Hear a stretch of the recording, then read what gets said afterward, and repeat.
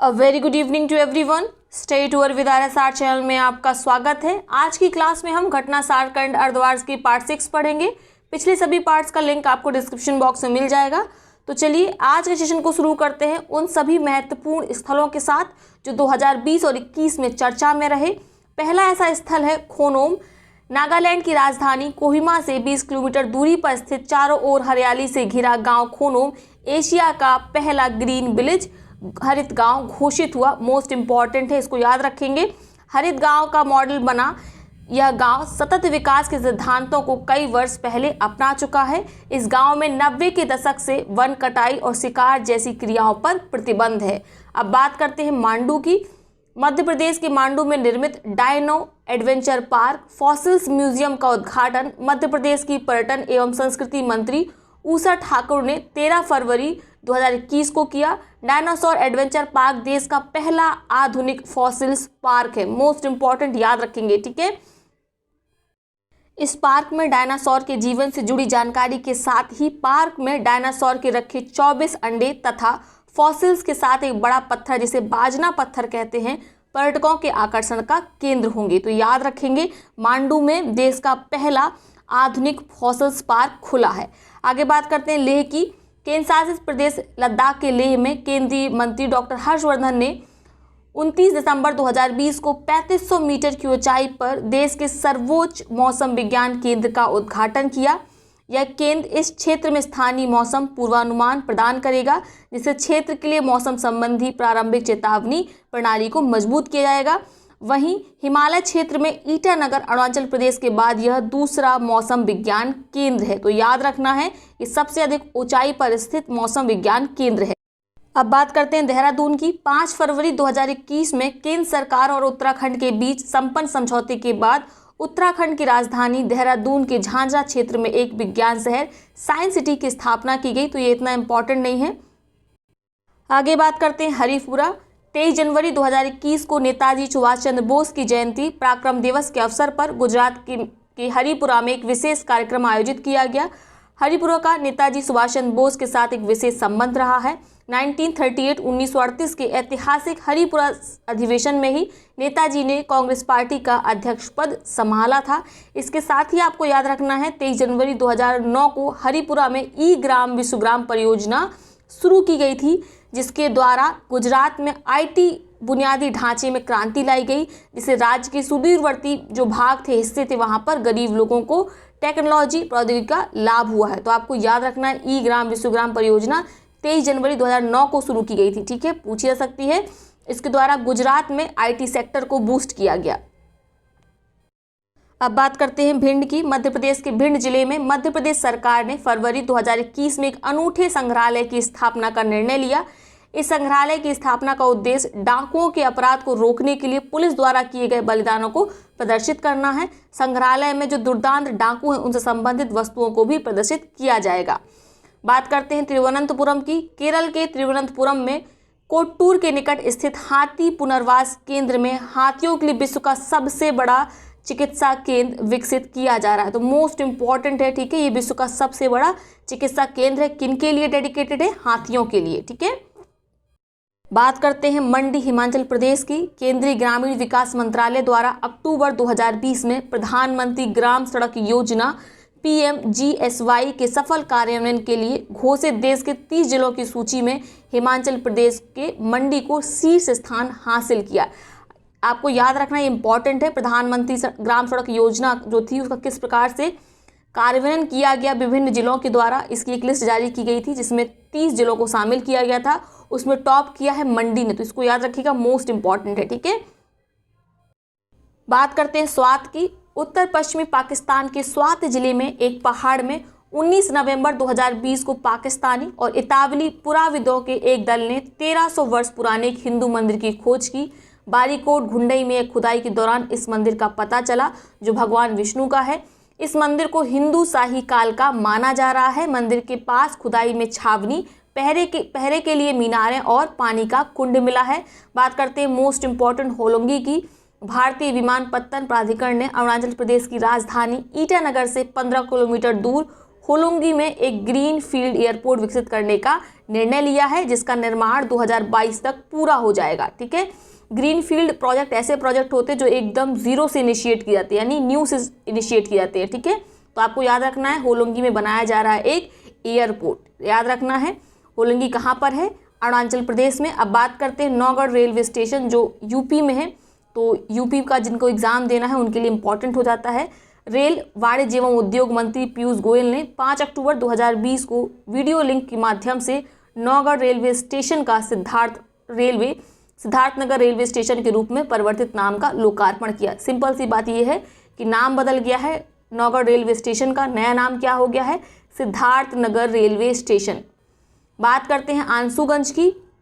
बांग्लादेश की सरकार ने वर्ष 1971 के बांग्लादेशी स्वतंत्रता संघर्ष में पाकिस्तानी सेना के विरुद्ध युद्ध करते हुए शहीद हुए भारतीय सैनिकों के सम्मान में ब्राह्मणबरिया जिले के आंसुगंज में एक स्मारक बनाने का निर्णय 6 अगस्त 2020 को लिया है। तो ये मोस्ट इंपॉर्टेंट हो जाता है, आने वाली किसी न किसी परीक्षा में आपको ये प्रश्न बना हुआ दिख जाएगा। तो आपको याद रखना है 1971 में जो बांग्लादेश का मुक्ति आंदोलन था, जिसमें भारत ने बांग्लादेश का साथ दिया था और बांग्लादेश को कहीं ना कहीं पाकिस्तान से मुक्त कराया था, तो उस युद्ध में जो भारतीय सैनिक शहीद हुए थे उनको सम्मान देने के लिए बनाया गया एक स्मारक। कहाँ पर? आंसुगंज में। क्लियर हो गया। अब बात करते हैं 2020-21 में उन चर्चित व्यक्तियों को जिन्हें हमने रोज कभी ना कभी न्यूज़पेपर में देखा है। बात करते हैं अंजलि भारद्वाज की। भारतीय समाज सेवी अंजलि भारद्वाज जो पारदर्शिता और जवाबदेही के मुद्दे पर काम करती हैं, इनको फरवरी 2021 में अमेरिका के जो बाइडेन एडमिनिस्ट्रेशन द्वारा अंतर्राष्ट्रीय भ्रष्टाचार रोधी चैंपियन पुरस्कार के लिए चुना गया। मोस्ट इंपॉर्टेंट, याद रखना है। ठीक है, दुनिया भर से केवल 12 करेजियस लोगों को चुना गया था जो सरकार के खिलाफ खड़े होकर भी अपने लोगों के लिए आवाज़ उठा रहे थे। ठीक है, इन्होंने काम किया ट्रांसपेरेंसी के लिए और सरकार की जवाबदेही, विभिन्न इंस्टीट्यूशन की जवाबदेही को इन्होंने सुनिश्चित किया। तो आपको इनका नाम याद रखना है। इनका एक संगठन भी दिल्ली में काम करता है जिसका नाम है सतर्क नागरिक संगठन। क्लियर हो गया। अब बात करते हैं सस्मिता लैंका की। यहाँ स्मिता लिखा है, इनका नाम है सस्मिता लैंका। ये उड़ीसा की वन अधिकारी हैं। उड़ीसा की महिला वन अधिकारी सस्मिता को फरवरी 2021 में संयुक्त राष्ट्र के एशिया पर्यावरण प्रवर्तन पुरस्कार, एशिया एनवायरमेंट इन्फोर्समेंट पुरस्कार सम्मानित किया गया। ऐसा पहली बार है कि देश के किसी महिला वन अधिकारी को यह सम्मान मिला है, इसलिए मोस्ट इंपॉर्टेंट हो जाता है। इनको यह सम्मान क्यों दिया गया? इन्होंने लगातार अपने काम के द्वारा जो पेंगोलिन तस्करी होती है उसके रैकेट का भांडाफोड़ किया, इसीलिए इन्हें जेंडर लीडरशिप एंड इम्पैक्ट श्रेणी के अंतर्गत सम्मानित किया गया है। किसके द्वारा? संयुक्त राष्ट्र के द्वारा। अवार्ड का नाम याद रखेंगे, एशिया पर्यावरण प्रवर्तन पुरस्कार। मोस्ट इंपॉर्टेंट है। ठीक है, अब बात करते हैं नरेंद्र चंचल का। इतने ज़्यादा इंपॉर्टेंट नहीं है, फिर भी याद रखिएगा। भजन गायकी से करियर प्रारंभ कर पार्श्व गायन में प्रसिद्धि प्राप्त करने वाले गायक नरेंद्र चंचल का लंबी बीमारी के पश्चात 80 वर्ष में इनका निधन हो गया। इन्होंने कई अच्छे गाने भजन लिखे हैं, जिनमें से आपने कुछ तो सुने भी होंगे जो काफ़ी पॉपुलर है, जिसमें से है तूने मुझे बुलाया शेरा वाली। तो इन्हीं के द्वारा यह लिखा और गाया गया, नरेंद्र चंचल के द्वारा। इनकी हाल ही में डेथ हो गई है, इनका नाम याद रखेंगे। ठीक है, बात करते हैं भावना कंठ की, तो इससे आप ऑलरेडी परिचित होंगे। 26 जनवरी 2021 को 28 वर्षीय फ्लाइट लेफ्टिनेंट भावना कंठ गणतंत्र दिवस परेड में हिस्सा लेने वाली पहली महिला फाइटर बनी। भारतीय वायुसेना में 2016 में शामिल हुई थी, याद रखेंगे। बात करते हैं राहुल दुबे की। दिसंबर 2020 में प्रतिष्ठित टाइम मैगजीन द्वारा जारी हीरोज ऑफ 2020 सूची में भारतीय मूल के अमेरिकी राहुल दुबे को शामिल किया गया। इंपॉर्टेंट हो जाते हैं, भारतीय मूल के हैं। इन्हें किस लिस्ट में शामिल किया गया है? टाइम मैगजीन की हीरोज ऑफ 2020। ठीक है, आप जानते हैं अमेरिका में कुछ दिन पहले एक अश्वेत व्यक्ति जॉर्ज फ्लॉयड की हत्या कर दी गई थी सार्वजनिक तौर पर, और उसके खिलाफ लोग नस्ली भेदभाव के खिलाफ वहाँ पर प्रदर्शन कर रहे थे। तो जो लोग प्रदर्शन कर रहे थे वॉशिंगटन में, वहाँ पर इन्होंने, राहुल दुबे ने अपना घर उन प्रदर्शनकारियों के लिए खोल दिया था। ठीक है, एक करेज की बात थी ये, इसीलिए इन्हें हीरोज ऑफ 2020 में शामिल किया गया है। आगे बात करते हैं आयशा अजीज़ की। मोस्ट इंपॉर्टेंट हो जाता है ये, इनके नाम कई रिकॉर्ड्स हैं। 25 वर्षीय कश्मीरी महिला आयशा अजीज़ फरवरी 2021 में भारत की सबसे कम उम्र की महिला पायलट बनी हैं। उन्होंने वर्ष 2011 में 15 वर्ष की आयु में सबसे कम उम्र में छात्रा पायलट बनने का लाइसेंस प्राप्त किया था। ठीक है, तो आप याद रखिएगा दोनों पॉइंट्स को। अभी हाल में क्या बनी? सबसे कम उम्र की महिला पायलट बनी है, और सबसे कम उम्र में ये पायलट बनने का लाइसेंस भी प्राप्त कर चुकी हैं, मात्र 15 वर्ष की आयु में। ठीक है, और इन्होंने जो प्लेन उड़ाना होता है, एयरबेस उड़ाना होता है, उसके लिए जो इन्होंने प्रशिक्षण लिया था वो कहाँ से लिया था? रूस के, याद रखना, सोकोल से लिया था। ठीक है, MiG-29 लड़ाकू जहाज उड़ाने का प्रशिक्षण प्राप्त किया इन्होंने रूस से। अब बात करते हैं आकांक्षा अरोड़ा जी की। भारतीय मूल की आकांक्षा अरोड़ा ने फरवरी 2021 में संयुक्त राष्ट्र महासचिव पद के लिए अपनी उम्मीदवारी घोषित की। वर्तमान में यह संयुक्त राष्ट्र विकास कार्यक्रम UNDP में लेखा परीक्षक समन्वयक के पद पर कार्य करती हैं। मोस्ट इंपॉर्टेंट हो जाता है, संयुक्त राष्ट्र के महासचिव के लिए उम्मीदवारी घोषित करना भी एक ऐतिहासिक मोमेंट है देश के लिए और आकांक्षा अरोड़ा जी के लिए। ठीक है, आगे बात करते हैं आर्या राजेंद्रन के बारे में। आप इनसे परिचित होंगे। तिरुवनंतपुरम के ऑल सेट्स कॉलेज की BSc द्वितीय की छात्रा आर्या राजेंद्रन तिरुवनंतपुरम की मेयर दिसंबर 2020 में बनी। ठीक है, याद रखना है। ठीक है, सबसे कम उम्र में मेयर बनने वाली कौन है? आर्या राजेंद्र। कहाँ से बनी है ये? केरल की तिरुवनंतपुरम की। ठीक है, महापौर बनी है। मोस्ट इंपॉर्टेंट है, याद रखिएगा इनका नाम। आगे बूटा सिंह इतना इंपॉर्टेंट नहीं है, लेकिन एक बार पढ़ लेते हैं। पूर्व केंद्रीय मंत्री और बिहार के पूर्व राज्यपाल श्री बूटा सिंह का 86 वर्ष की उम्र में दिल्ली के अस्पताल में निधन हो गया। अब बात करते हैं तरुण गोगोई की। कांग्रेस पार्टी से असम के 3 बार मुख्यमंत्री रहे तरुण गोगोई का लंबी बीमारी के बाद 86 वर्ष की उम्र में निधन हो गया। याद रखिएगा, PV नरसिम्हा राव की सरकार में गोगोई खाद्य प्रसंस्करण मंत्री थे। ठीक है, भारतीय राजनीति में लगभग 5 दशक तक सक्रिय रहने के बाद गोगोई पहली बार इंदिरा गांधी के समय में 1971 में संसद सदस्य रहे। तो इतना ज़्यादा डिटेल्स याद रखने की आवश्यकता नहीं है। याद रखेंगे कि असम में 3 बार मुख्यमंत्री रहे, साथ में ये जो PV नरसिम्हा राव थी उनकी सरकार में खाद्य प्रसंस्करण मंत्री भी रहे हैं। बात करते हैं एवा मोर्टो की। ये इंपॉर्टेंट है, इसको याद रखेंगे।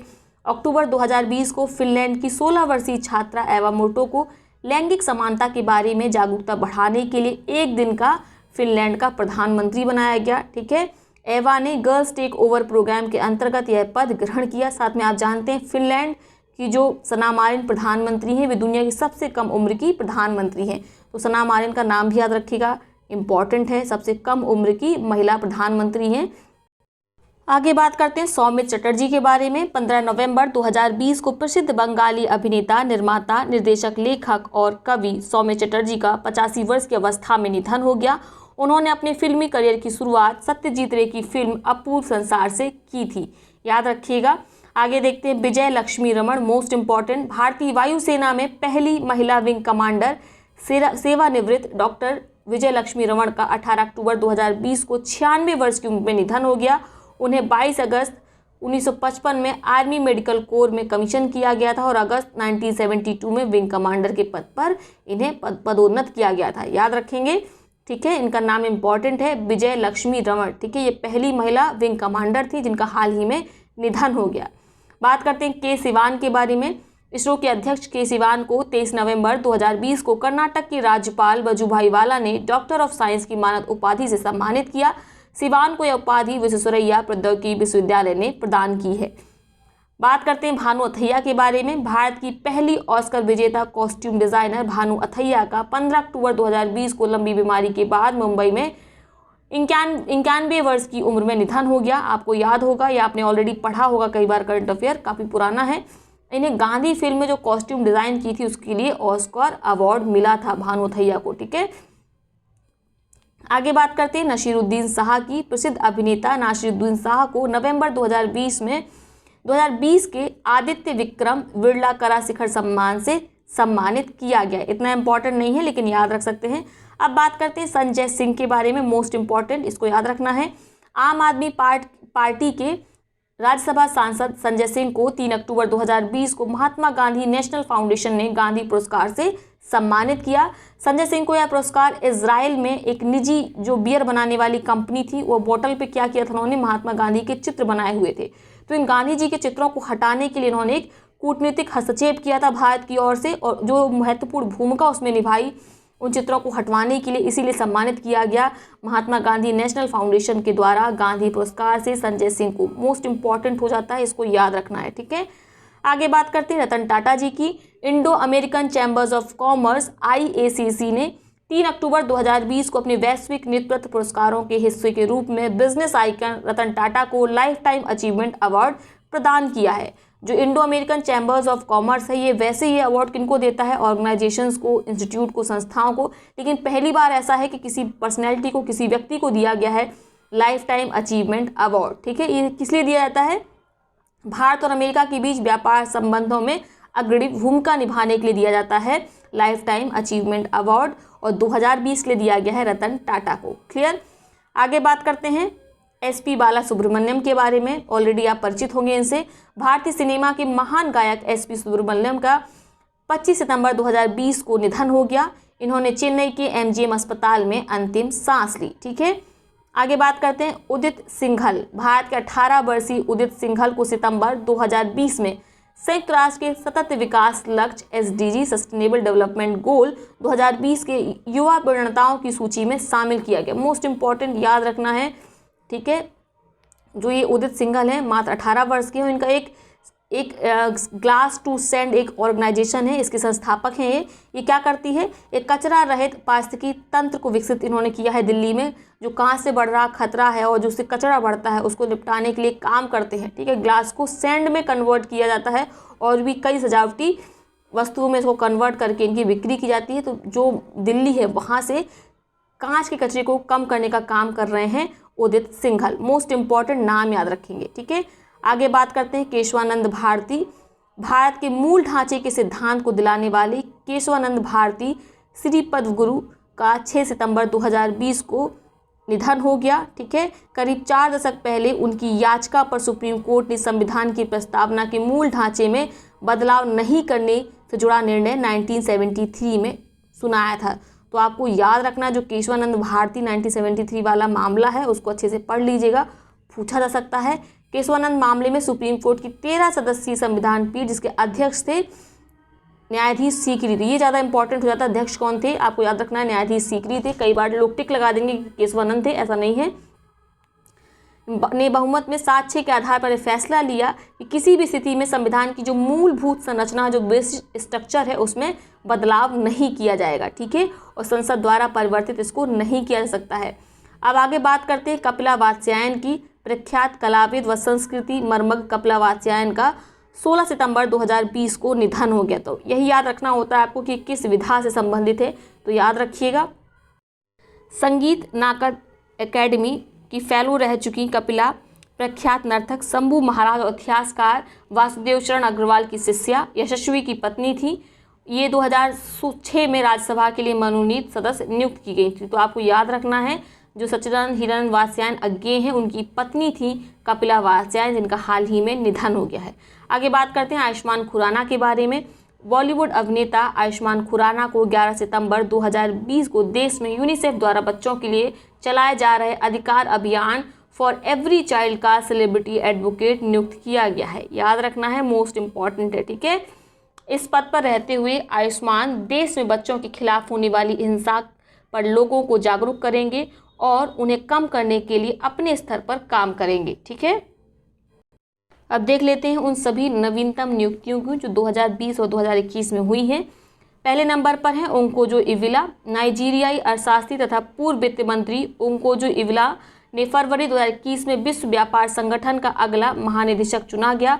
ओंकोजी डब्ल्यूटीओ का नेतृत्व करने वाली पहली महिला होने के साथ ही पहली अफ्रीकी होंगी। ठीक है, ओंकोजो एविला रॉबर्टो एजोवेडो का स्थान लेंगी। तो आपको याद रखना है, जो एविला है किसका स्थान लेंगी?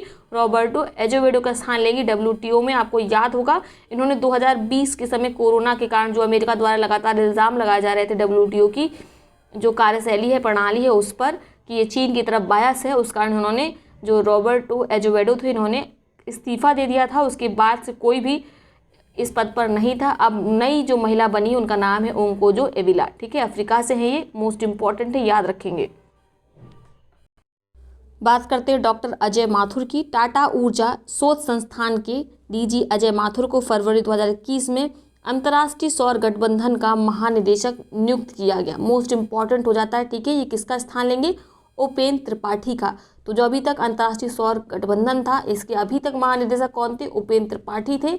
अब नए बन गए हैं डॉक्टर अजय माथुर। आगे बात करते हैं दुष्यंत चौटाला के बारे में। हरियाणा सरकार में उप मुख्यमंत्री दुष्यंत चौटाला को 24 फरवरी 2021 को table tennis federation of India TTFI का सर्वसम्मति से अध्यक्ष चुना गया। ठीक है, मोस्ट इंपॉर्टेंट हो जाता है। किसका स्थान लेंगे? उत्तर प्रदेश के अरुण कुमार बनर्जी का स्थान लेंगे। और नए महासचिव कौन बन गए हैं? दुष्यंत चौटाला। अब बात करते हैं जयंत खोबरागड़े की। भारतीय विदेश सेवा के जयंत एन खोबरागड़े को आसियान के जकार्ता स्थित मुख्यालय का नया राजदूत जनवरी 2021 में नियुक्त किया गया। सुनीत शर्मा पूर्वी रेलवे के मैनेजर रहे। सुनीत शर्मा को रेलवे बोर्ड के नए चेयरमैन व मुख्य कार्यकारी अधिकारी CU के रूप में कार्यभार 1 जनवरी 2021 को इन्होंने ग्रहण किया। एक इसका स्थान लेंगे। आपको ज्ञात होगा इनके पहले कौन थे? VK यादव थे। VK यादव की जगह कौन आ गए हैं? सुनीत शर्मा। ठीक है, किसके अधिकारी बने हैं? रेलवे बोर्ड के। अब बात करते हैं प्रणीता गुप्ता के बारे में। मोस्ट इंपॉर्टेंट इनका नाम याद रखेंगे। भारतीय मूल की प्रणीता गुप्ता को फरवरी 2021 में अमेरिका की घरेलू नीति परिषद में श्रम और कारागार के लिए राष्ट्रपति जो बाइडेन की विशेष सहायक नामित किया गया है। तो आपको याद रखना है। ठीक है, जो घरेलू नीति परिषद है उसमें श्रम और कामगारों के लिए राष्ट्रपति जो बाइडेन की विशेष सहायक किन्हें नामित किया गया है? प्रणीता गुप्ता को।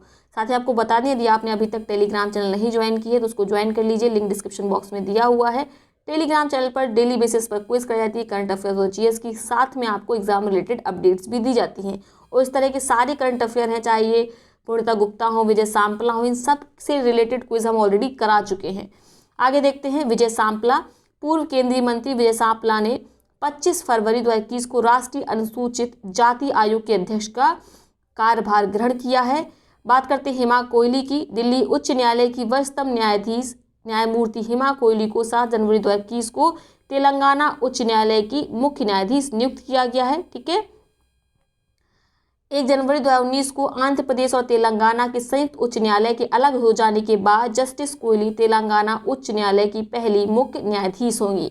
बात करते हैं राजीव चौधरी के बारे में। लेफ्टिनेंट N राजीव चौधरी सीमा सड़क संगठन बॉर्डर रोड ऑर्गेनाइजेशन के महानिदेशक दिसंबर 2020 में नियुक्त हुए हैं। तो याद रख सकते हैं आप राजीव चौधरी का नाम। BRU के ये महानिदेशक नियुक्त हुए हैं। आगे बात करते हैं सुबोध कुमार जायसवाल। महाराष्ट्र पुलिस के महानिदेशक DGP सुबोध कुमार जायसवाल केंद्रीय औद्योगिक सुरक्षा बल CISF के नए महानिदेशक दिसंबर 2020 में नियुक्त हुए हैं। बात करते हैं उदय शंकर की। मीडिया जगत के उद्यमी उदय शंकर ने सत्र 2020-21 के लिए उद्योग व्यापार जगत के अग्रणी संगठन FICCI FICCI यानी federation of Indian chambers of commerce and industry के नए अध्यक्ष के रूप में कार्यभार संभाला है। याद रखेंगे किसका स्थान लेंगे? स्थान लेंगे संगीता रेड्डी का। क्लियर हो गया। आगे बात करते हैं विनीत अग्रवाल।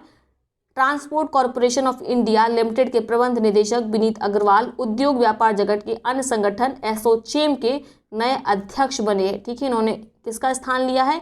इन्होंने स्थान लिया है हिरनदानी ग्रुप के निरंजन हिरनदानी का। क्लियर हो गया। नाम याद रखिएगा। एसोचैम के कौन बने हैं महानिदेशक या चेयरमैन? याद रखना विनीत अग्रवाल। वहीं पे FICCI के कौन बने? उदय शंकर। क्लियर हो गया।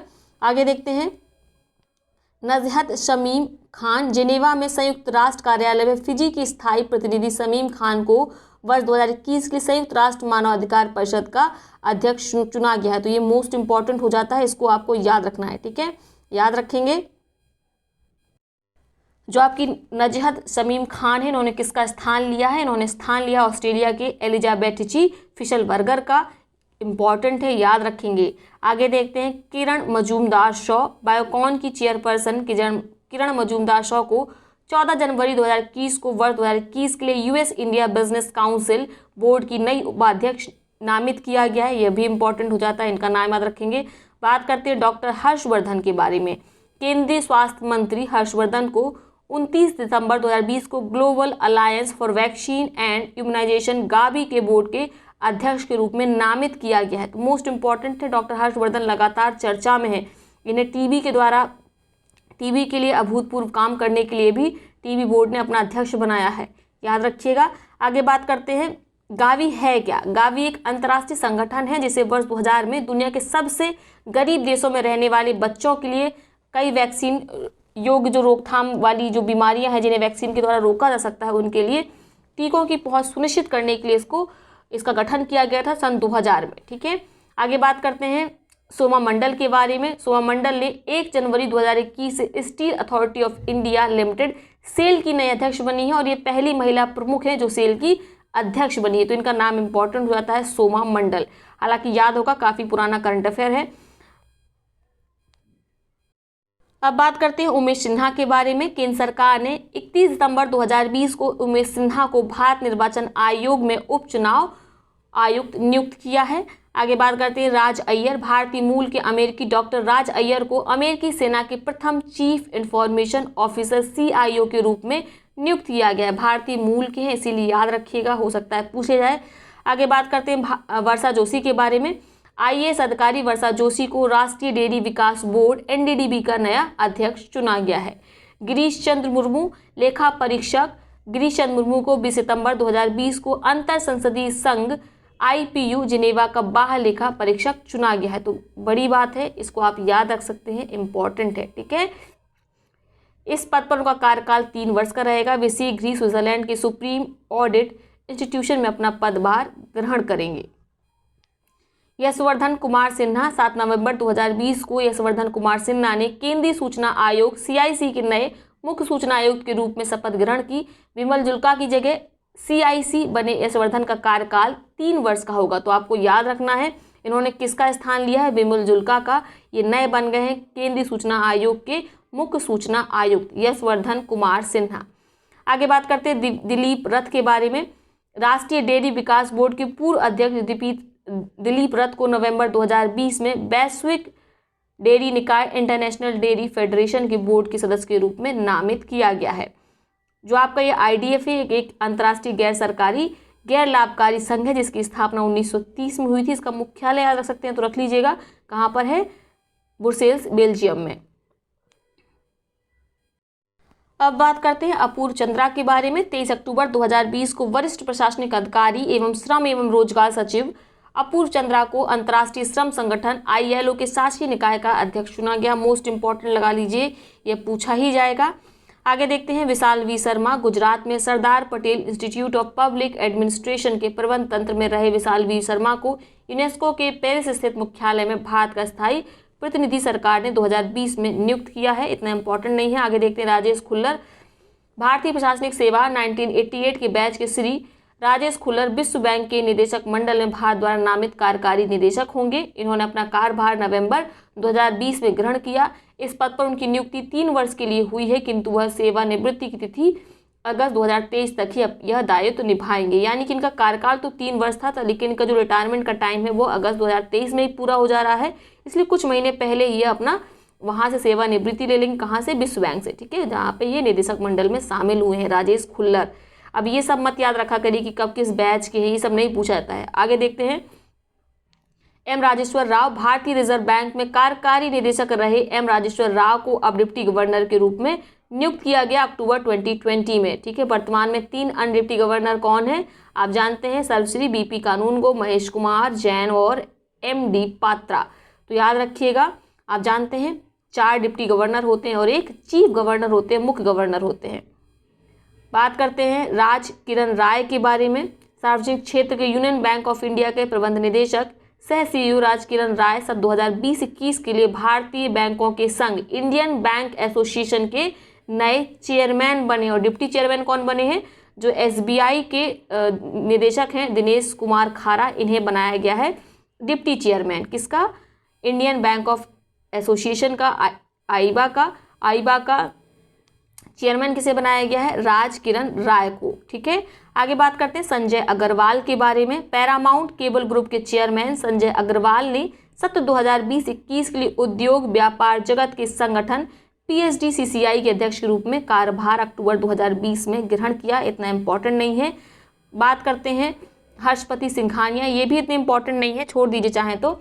JK पेपर लिमिटेड के वाइस चेयरमैन सह प्रबंध निदेशक श्री हर्षपति सिंघानिया सत्र 2020-21 के लिए ऑल इंडिया मैनेजमेंट एसोसिएशन के अध्यक्ष रहे। बिल्कुल मत याद रखिएगा, बेकार है।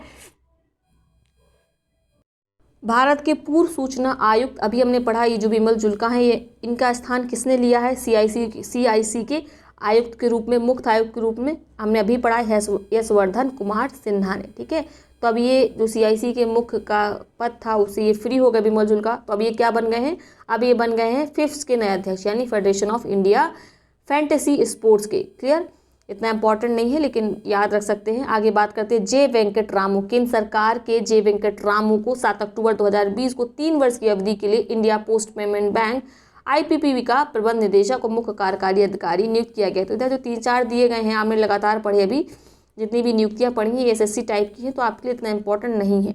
आगे बात करते हैं परेश रावल, मोस्ट इंपॉर्टेंट। राष्ट्रपति रामनाथ कोविंद द्वारा पूर्व लोकसभा सांसद बॉलीवुड अभिनेता परेश रावल को 10 सितंबर 2020 को national school of drama NSD का नया अध्यक्ष नियुक्त किया गया है। इनका कार्यकाल 4 वर्ष का रहेगा, तो याद रखेंगे। अब बात करते हैं अशोक लवासा की। निर्वाचन आयुक्त अशोक लवासा को 1 सितंबर 2020 को एशियाई विकास बैंक एशियन डेवलपमेंट बैंक का उपाध्यक्ष नियुक्त किया गया। ये इंपॉर्टेंट हो जाता है, इसको याद रखेंगे। ठीक है, लवासा 1980 के बैच के अवकाश प्राप्त IAS अधिकारी हैं। बैंक में लवासा ने दिवाकर गुप्ता का स्थान लिया है। इन्हें बैंक में private sector operations public private partnership के लिए उपाध्यक्ष नियुक्त किया गया है। चलिए अब देख लेते हैं वो सभी ऑपरेशंस जो विभिन्न देशों की सेनाओं के बीच होते हैं। उनमें से पहला है पासेक्स अभ्यास 2021। भारत और इंडोनेशियाई नौसेना के बीच फरवरी 2021 में अरब सागर में पासेक्स युद्धाभ्यास का आयोजन किया गया। तो कहाँ आयोजन किया गया, जरूर याद रखिएगा, अरब सागर में। ठीक है, भारतीय नौसेना जहाज INS तलवार और इंडोनेशियाई नेवी की multi role corvette KRI Bung Tomo ने अभ्यास में हिस्सा लिया। इतना इंपॉर्टेंट नहीं है लेकिन हमने इसका जिक्र इसलिए किया क्योंकि INS तलवार लगातार चर्चा में है। आपने भी पढ़ा होगा कि गल्फ ऑफ ओमान में एक भारत का कार्गो शिप था जो फंस गया था, स्टैंडेंट हो गया था, तो उसको निकालने में किसने मदद की थी, INS तलवार ने। इसीलिए कई बार से चर्चा में है, तो इसके बारे में आप याद रखिएगा। आगे बात करते हैं युद्ध अभ्यास के बारे में। भारत और अमेरिका के बीच 8 से 31 फरवरी 2021 के बीच 16वां संयुक्त सैन्य अभ्यास युद्ध अभ्यास कूट नाम से राजस्थान के बीकानेर में महाजन फील्ड रेंज में आयोजित किया गया। तो कहाँ आयोजन किया गया ये ज़्यादा इंपॉर्टेंट हो जाता है, साथ में आप याद रखेंगे ही। युद्ध अभ्यास कहाँ शुरू किया गया, भारत और अमेरिका के बीच में। ये 16वां संस्करण है। जो पहला संस्करण था वो 2004 में हुआ था मिजोरम में। ठीक है, और ये वाला कहाँ पर हुआ है 16वां, ये हुआ है राजस्थान के बीकानेर में, भारत और अमेरिका के बीच। आगे देखते हैं मिशन सागर थर्ड। मिशन सागर थर्ड अभियान के अंतर्गत भारतीय नौसेना का पोत किल्टान 29 दिसंबर 2020 को कंबोडिया के सिहान कविले बंदरगाह पहुंचकर वहां पर बाढ़ प्रभावितों के लिए 15 टन मानवीय सहायता और आपदा राहत सामग्री इसने सौंपी। तो याद रखिएगा मिशन सागर 3 किससे संबंधित है, ये पूछा जा सकता है। इससे पूर्व 24 दिसंबर को यह पोत मध्य वियतनाम के बाढ़ प्रभावित लोगों के लिए 15 टन मानवीय सहायता आपदा राहत सामग्री इसने सौंपी थी। मिशन सागर थर्ड कोविड-19 काल में मित्र देशों को भारतीय ओर से मानवता के नाते मानवीय सहायता आपदा राहत पहुंचाने का एक हिस्सा है। तो आपको याद रखना है मिशन सागर थर्ड क्या है। ठीक है, अब बात करते हैं एमफेक्स 21 के बारे में। थल सेना, नौसेना, वायुसेना की सैनिकों की भागीदारी से अंडमान निकोबार द्वीप समूह में तीनों सेनाओं का संयुक्त सैन्य अभ्यास एमफेक्स 21 कूटनाम से जनवरी में संपन्न हुआ। तो याद रखेंगे कहाँ पर संपन्न हुआ, अंडमान निकोबार में। तीनों सेनाएं इसमें शामिल थी। इस युद्धाभ्यास का उद्देश्य क्या था, द्वीपीय क्षेत्रों की क्षेत्रीय अखंडता की रक्षा करने के लिए भारतीय क्षमताओं का सत्यापन करना। क्लियर, आगे बात करते हैं ऑपरेशन सर्द हवा। तो ये प्रत्येक वर्ष चलाया जाता है राजस्थान के द्वारा, जो राजस्थान का BRO है, सीमा सुरक्षा बल है। ठीक है, उसके द्वारा प्रत्येक वर्ष चलाया जाता है। सर्दियों में चलता है सर्द हवा और गर्मियों में भी इसी तरह का चलता है, शायद गर्म हवा। हाँ, गर्म हवा चलता है गर्मियों में। ठीक है, राजस्थान की पश्चिमी अंतर्राष्ट्रीय सीमा पर ऑपरेशन सर्द हवा लॉन्च हुआ।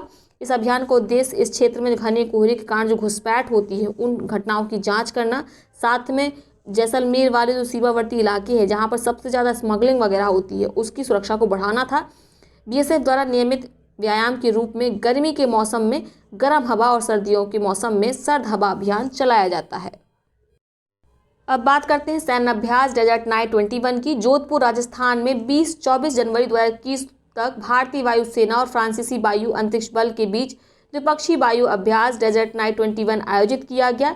इस अभ्यास में भारतीय वायुसेना की ओर से राफेल मिराज 200, सुखोई 30 MKI सहित अन्य विमानों ने हिस्सा लिया। तो ये बिल्कुल इम्पॉर्टेंट नहीं है किसने हिस्सा लिया किसने हिस्सा नहीं लिया। आपको बस याद रखना है ये किसके बीच आयोजित किया गया है, सैन्याभ्यास डेजर्ट नाइट भारतीय वायुसेना और फ्रांसीसी वायुसेना के बीच। ठीक है, आगे देखते हैं सैन्याभ्यास कवच। भारत की एकमात्र संयुक्त सेना कमांड अंडमान निकोबार कमान ANC ने जनवरी 2021 में अंडमान निकोबार और बंगाल की खाड़ी में बड़े पैमाने पर संयुक्त सैन्याभ्यास कवच आयोजित किया। इस अभ्यास में भारतीय सेना, भारतीय नौसेना, भारतीय वायुसेना और भारतीय तटरक्षक बल इंडियन कोस्ट गार्ड भी शामिल थे। तो आपको याद रखना है, ये इंपॉर्टेंट है नौसेना अभ्यास से, कंफ्यूज नहीं होना है। भारत की तीनों सेनाएं साथ में इंडियन कोस्ट गार्ड इसमें शामिल थे। कहाँ पर ये कंडक्ट किया गया? अंडमान सागर और बंगाल की खाड़ी में। आगे बात करते हैं सी विजिल 21। भारतीय नौसेना द्वारा 12-13 जनवरी 2021 को द्विवार्षिक तटीय रक्षा अभ्यास सी विजिल 21 कूट नाम से किया गया। इसका आयोजन 7,516 किलोमीटर भारतीय तटरेखा विशेष आर्थिक क्षेत्र में किया गया। ठीक है, इस अभ्यास में 13 तटीय राज्यों और केंद्र शासित प्रदेशों के साथ मछली और तटीय समुदायों सहित अन्य समुद्री हितधारकों की सुरक्षा करना था। सी विजिल 21 शांति से लेकर संघर्ष तक सभी समुद्री सुरक्षा चुनौतियों का अभ्यास करने वाला एक कार्यक्रम है। आपको याद रखना, देखिए इसमें कितने सारे जीएस के फैक्ट बता दिए गए कि जो भारतीय तट रेखा उसकी लंबाई कितनी है 7,516, साथ में कितने तटीय राज्य हैं 13। आगे बात करते हैं सिम्बेक्स 2020 की। 23 से 25 नवंबर 2020 के बीच भारत और सिंगापुर की नौसेनाओं के बीच संयुक्त द्विपक्षीय समुद्री अभ्यास सिम्बेक्स 2020 का आयोजन अंडमान सागर में किया गया। इंपॉर्टेंट है, किन दो सेनाओं के बीच किया गया? भारत और सिंगापुर की नौसेनाओं के बीच। क्लियर। आगे बात करते हैं सिटमैक्स की। तो बिल्कुल सिंपल सा, जैसा इसका नाम है SIT सिटमैक्स। तो S मतलब सिंगापुर हो गया, I से इंडिया हो गया, T से थाईलैंड हो गया। ठीक है, तो भारत, सिंगापुर और थाईलैंड की नौसेनाओं के बीच द्विपक्षीय शांतिकालीन युद्ध अभ्यास सिटमैक्स 2020 का आयोजन अंडमान सागर में किया गया। क्लियर हो गया। आगे बात करते हैं ऑपरेशन कीन सोर्ड 21 KS-21।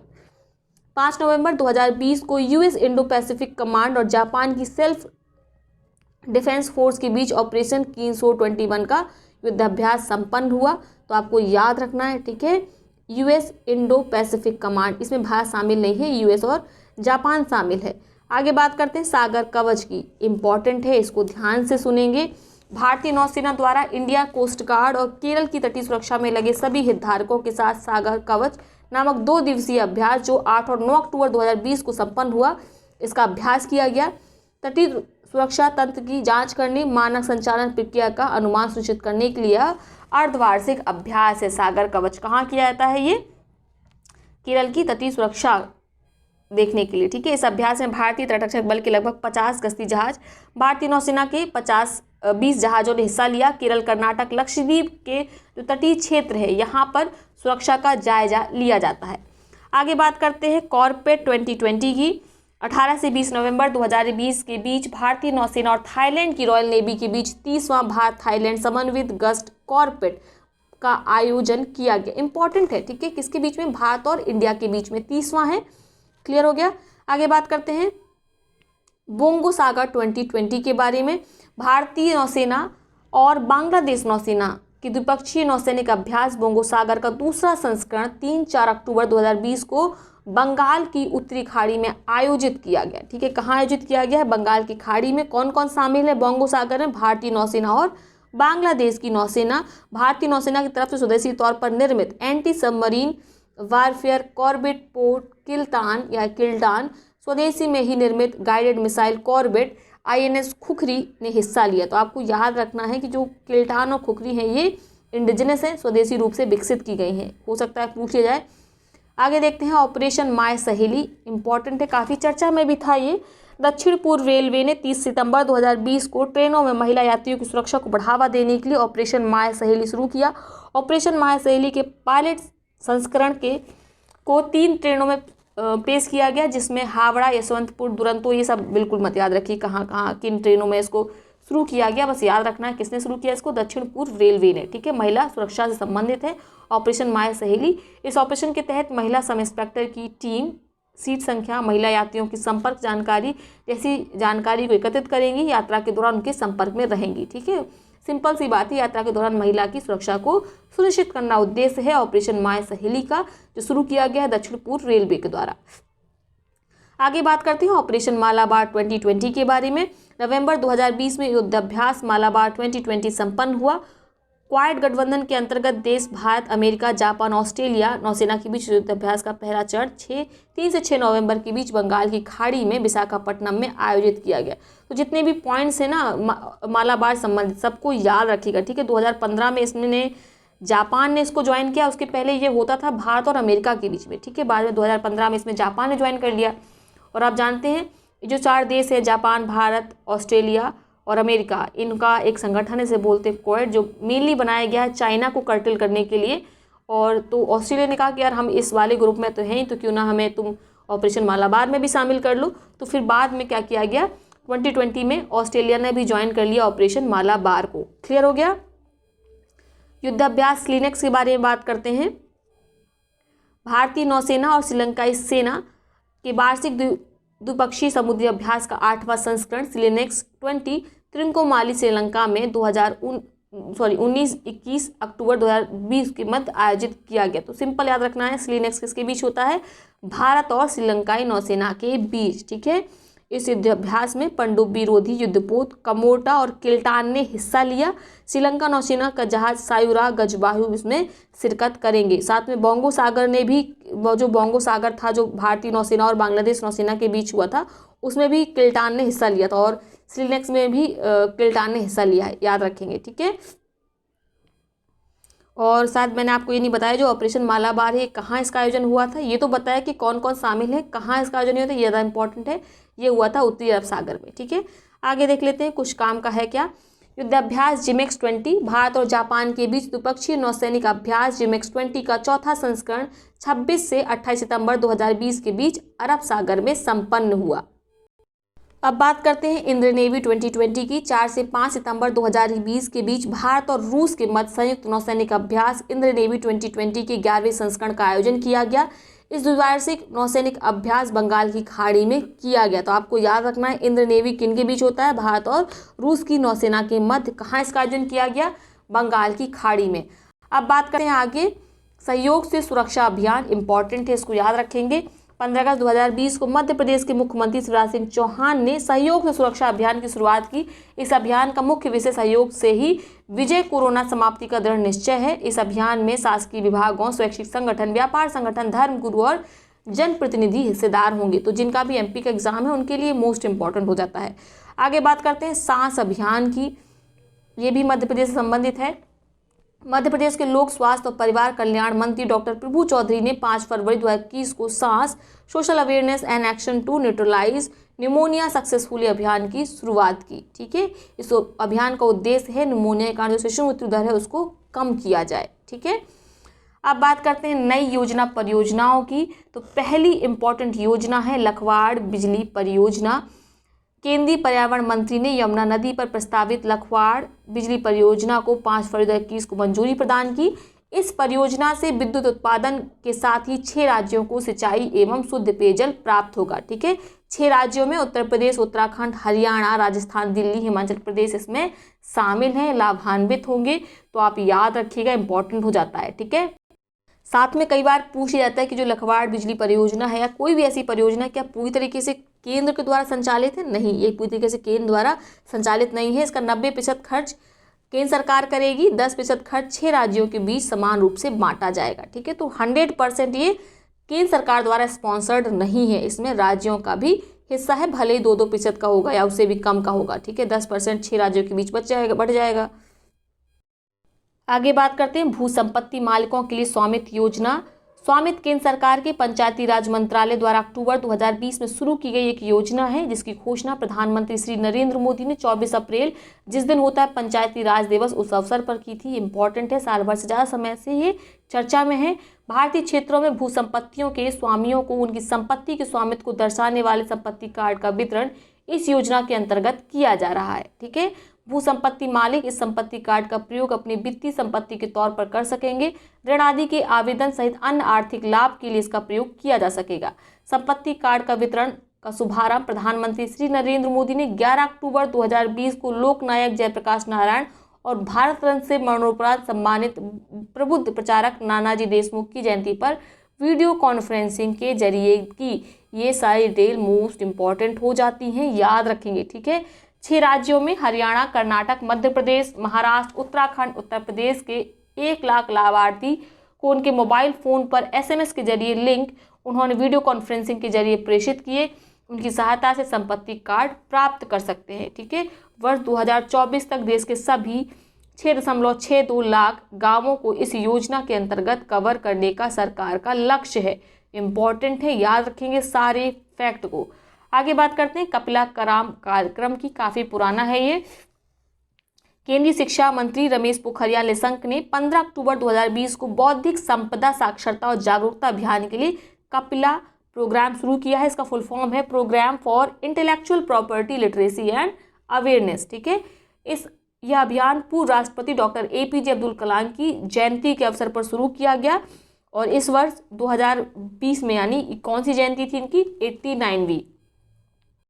सिंपल सा कपिला का जो कलाम कार्यक्रम है, इसका उद्देश्य है छात्रों को जो उनके आविष्कार हैं, जो आविष्कार वो करते हैं, किस प्रकार से वे उसका पेटेंट प्राप्त करें, इस जो आवेदन की प्रक्रिया है उसके बारे में जो सही जानकारी है, सही प्रणाली है, उसकी जानकारी दी जाएगी। साथ में उनको क्या क्या राइट्स मिलते हैं पेटेंट के साथ, इन सब की जानकारी दी जाएगी कपिला कलाम कार्यक्रम के द्वारा। फुल फॉर्म जरूर याद रखिएगा तो आपको इसका उद्देश्य भी याद रहेगा, Programme for Intellectual Property Literacy and Awareness अभियान, ठीक है।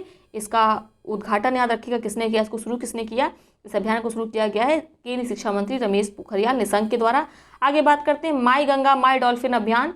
स्वच्छ गंगा के लिए राष्ट्रीय मिशन भारतीय वन्यजीव संस्थान और वन विभाग ने 5 अक्टूबर 2020 को गंगा नदी डॉल्फिन दिवस के अवसर पर माई गंगा माई डॉल्फिन अभियान की शुरुआत की। तो जो गंगा नदी डॉल्फिन दिवस कब होता है, 5 अक्टूबर को होता है, उसी दिन शुरू किया गया माई गंगा माई डॉल्फिन अभियान। उत्तर प्रदेश, बिहार, पश्चिम बंगाल में गंगा नदी तट पर 6 स्थानों पर एक डॉल्फिन आधारित इको टूरिज्म कार्यक्रम शुरू किया गया। तो कौन से 3 राज्य शामिल हैं, ये इंपॉर्टेंट हो जाता है, ठीक है। उत्तर प्रदेश, बिहार, पश्चिम बंगाल। इसमें बिजनौर से नरौरा तक 250 किलोमीटर क्षेत्र में डॉल्फिन की गणना का कार्य भी शामिल है। अभियान के अंतर्गत कहलगांव जो बिहार का है, बिजनौर, ब्रजघाट, प्रयागघाट, वाराणसी उत्तर प्रदेश का और बांडिल पश्चिम बंगाल में डॉल्फिन सफारी बनाई जाएगी। तो आपको याद रखना है उत्तर प्रदेश में 4 जगह पर बनाई जाएगी डॉल्फिन सफारी। कहाँ कहाँ पर, बिजनौर में, ब्रजघाट में, प्रयागघाट में और वाराणसी में। बिहार में एक जगह पर कहलगांव में, वहीं पश्चिम बंगाल में भी एक जगह पर बनाई जाएगी, कहाँ पर, बांडेल में। क्लियर हो गया। सभी स्थलों में गंगा पहरियों को जैव विविधता आधारित इको टूरिज्म में प्रशिक्षित किया गया है और गंगा नदी में मौजूद डॉल्फिन और एक अन्य जैव विविधता को देखने के लिए पर्यटकों को नाव की सवारी द्वारा ले जाएगा। तो ये कोई इंपॉर्टेंट नहीं है जो बताया गया, लेकिन वो जरूर याद रखिएगा। 3 राज्य इसमें समन्वित हैं, उत्तर प्रदेश, बिहार और पश्चिम बंगाल, ठीक है। आगे बात करते हैं विश्व बैंक द्वारा समर्थित स्टार्स परियोजना को मंजूरी। केंद्रीय मंत्रिमंडल ने 14 अक्टूबर 2020 को विश्व बैंक समर्थित stars strengthening teacher learning and results for state परियोजना को मंजूरी प्रदान की। इसका सिंपल सा क्या उद्देश्य है, जो शिक्षण प्रणाली है और जो शिक्षा है उसके परिणाम में सुधार करने के लिए क्या करना है, सचेत करना और कार्यान्वयन किया जाएगा, मूल्यांकन किया जाएगा, सुधार के क्या क्या मेजर अपनाए जाने चाहिए विभिन्न शिक्षकों के द्वारा, विभिन्न राज्य सरकारों के द्वारा, इन सब के बारे में बताया जाएगा। और इस परियोजना में कितना $500 मिलियन का सहायता राशि प्रदान की गई है वर्ल्ड बैंक के द्वारा, ठीक है। अगर इसको आप रुपए में चेंज करेंगे तो ये होते हैं 3700 करोड़ रुपए। क्लियर, मिलियन में $500 मिलियन है। आगे बात करते हैं प्रधानमंत्री मत्स्य संपदा योजना। प्रधानमंत्री नरेंद्र मोदी ने 10 सितंबर 2020 को 20,050 करोड़ की प्रधानमंत्री मत्स्य योजना संपदा योजना का शुभारंभ किया। इस योजना का उद्देश्य किसानों की आय बढ़ाने की मदद करने के लिए मत्स्य निर्यात को 2 गुना करना है, ठीक है। मत्स्य निर्यात को 2024-25 तक 1 लाख करोड़ रुपए तक पहुंचाना है। तो अगर पूछा जाए कब तक मत्स्य निर्यात को 2 गुना करना है तो आपको याद रखना है 2025 तक, ठीक है। और अगर सेशन पूछ लिया है किस सेशन से किस सेशन तक, तो आप याद रखिएगा 2024-25 वाले सेशन तक, ठीक है। 2020 से शुरू किया गया, 5 साल में इनको डबल करना है। जो आपकी योजना है इसकी शुरुआत बिहार से हुई है, इस फैक्ट को याद रखिएगा, PMMSY, ठीक है। इस योजना का उद्देश्य 2025 तक मछली उत्पादन में 70 लाख टन की बढ़ोतरी करना है। और सरकार का साथ ही कहना है कि इस योजना के अंतर्गत मत्स्य पालन क्षेत्र और उसकी सहायक जो गतिविधियां हैं उससे 55 लाख रोजगार का सृजन होगा, डायरेक्टली और इनडायरेक्टली। तो याद रखिएगा। साथ ही आपको बता दें, अगर आपको वीडियो पसंद आता है तो वीडियो को लाइक किया करिए, शेयर अवश्य किया करिए। साथ में आप टेलीग्राम चैनल को ज्वाइन कर लिए यदि आपने अभी तक टेलीग्राम चैनल नहीं ज्वाइन की है, लिंक डिस्क्रिप्शन बॉक्स में दिया हुआ है। तो चलिए आज का वीडियो यहीं तक, नेक्स्ट वीडियो नेक्स्ट डे आएगा। बहुत बहुत धन्यवाद।